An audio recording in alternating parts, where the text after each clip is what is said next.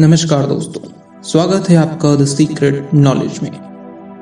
हम जब भी इंसानों की गलती के बारे में बात करते हैं तो हमें 1945 में हुए हिरोशिमा और नागासाकी में परमाणु विस्फोट की याद आती है। किस प्रकार लाखों मनुष्यों का जीवन तबाह हो गया, आने वाली पीढ़ियों के लिए एक निशानी छोड़ गया। परंतु परमाणु हमला हो या हादसा, दोनों ही बेहद दर्दनाक होते हैं।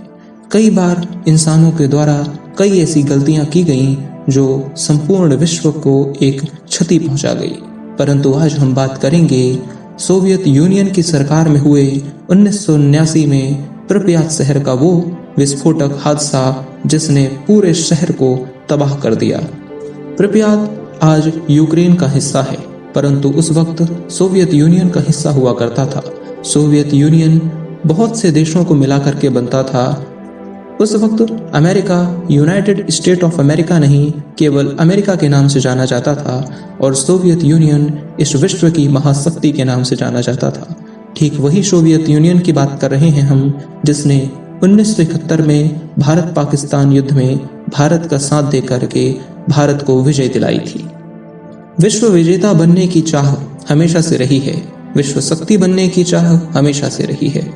इसी चाह में कई देश बर्बाद हुए, कई सभ्यता बर्बाद हुई और यही चाह अमेरिका और रशिया दोनों ही देशों में बहुत पहले से समाई हुई थी।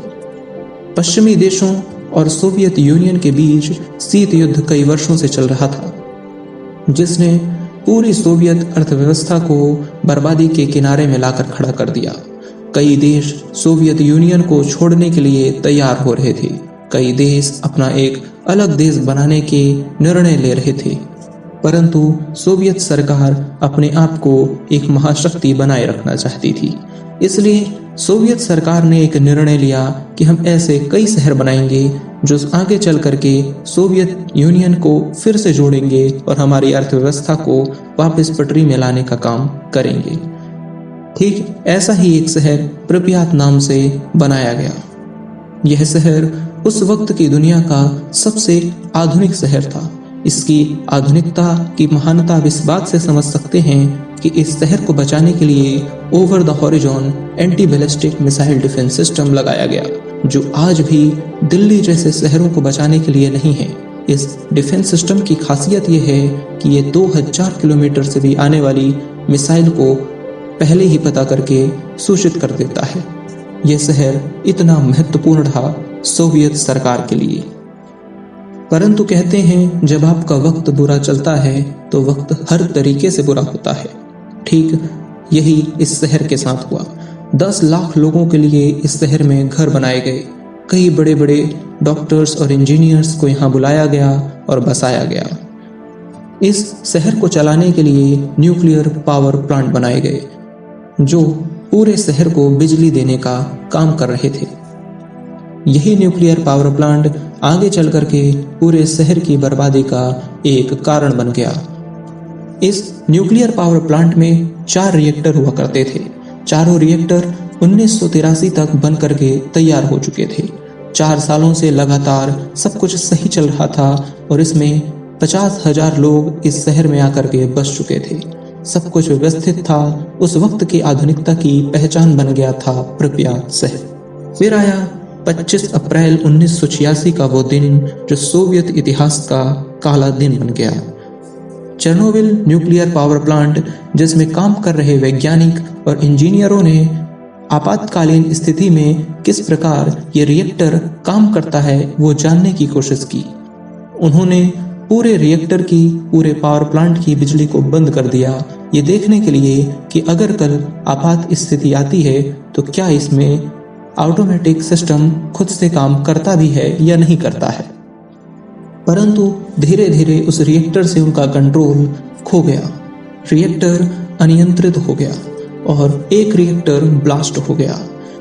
उस रिएक्टर से रेडिएशन निकलनी शुरू हो गई जो पूरे वातावरण में फैलने लगी। वो 50,000 लोग जो उस शहर में रह रहे थे, उनके पास केवल 20 मिनट का समय था उस शहर से दूर भागने के लिए। शहर में रह रहे 50,000 लोग भागने लगे, परंतु इसके बाद जो हुआ वो सचमुच दर्दनाक था। उस रिएक्टर की आग को बुझाने के लिए फायर फाइटर्स की एक टीम बुलाई गई, जिन्हें यह भी नहीं पता था कि उस रिएक्टर से अब रेडिएशन निकल रही है, क्योंकि उन्हें बताया ही नहीं गया था कि उसमें अब रेडिएशन है।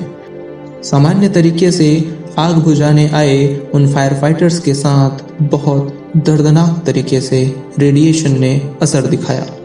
उन लोगों ने बताया कि रेडिएशन उनके शरीर में सुई की तरह चुभ रही थी और धीरे धीरे वो मृत्यु की तरफ जाने लगे। उनके शरीर से एक एक अंग गल के नीचे गिरने लगे। बेहद ही दर्दनाक तरीके से उनकी मृत्यु हो गई। धीरे धीरे रेडिएशन पूरे शहर में फैलने लगा। शहर से अलग अलग शहरों में फैलने लगा। कई वर्षों तक उस रेडिएशन के कारण मृत्यु होती रही। इस रेडिएशन ने पूरे सोवियत यूनियन में लाखों लोगों को प्रभावित किया। हजारों लोग तड़प तड़प कर मारे गए और इसके रेडिएशन के कारण आज भी इस शहर में कोई नहीं रह सकता।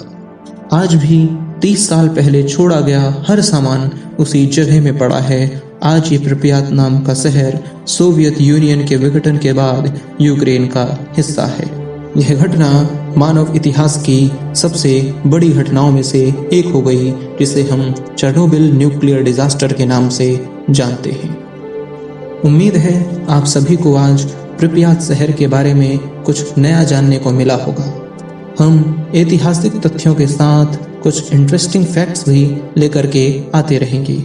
मुझे उम्मीद है आप मुझसे जुड़ने का प्रयास अवश्य करेंगे। धन्यवाद।